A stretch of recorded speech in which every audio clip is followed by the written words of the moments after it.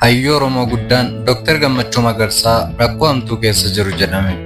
Hayyuun kun hanga mana jireenyaa isaanii gurguranii kitaaba seenaa Oromoo barreessanii ittiin maxxansiisuu nama ga'anidha. Dhimma Dr. Gammachuu Magarsaa baatiiwwan dura ijoo dubbii ta'ee ture. Rakkatanii hanga bakka dhaloota isaaniitti deebanii jiraachuu isaaniitu karaa miidiyaatiin dhaga'amaa ture.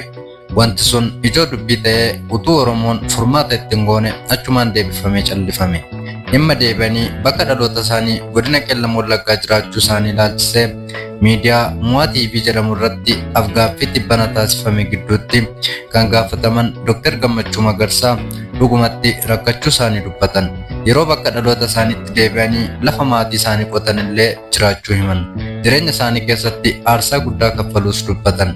Yuunivarsiitii Finfinnee irraa kanaan dura sirna adda waa'eetiin ari'atamus dubbataniiru. Mana jireenya isaanii gurguranii kitaaba waa'ee uummata Oromoo irratti maxxansiisaniif oolchuu dubbataniiru.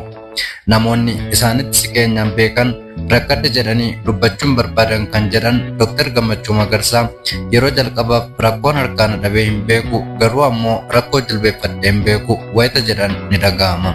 Dubbiin kun hawaasa gidduutti rifaatuu guddaa uumeeti kan inni jiru.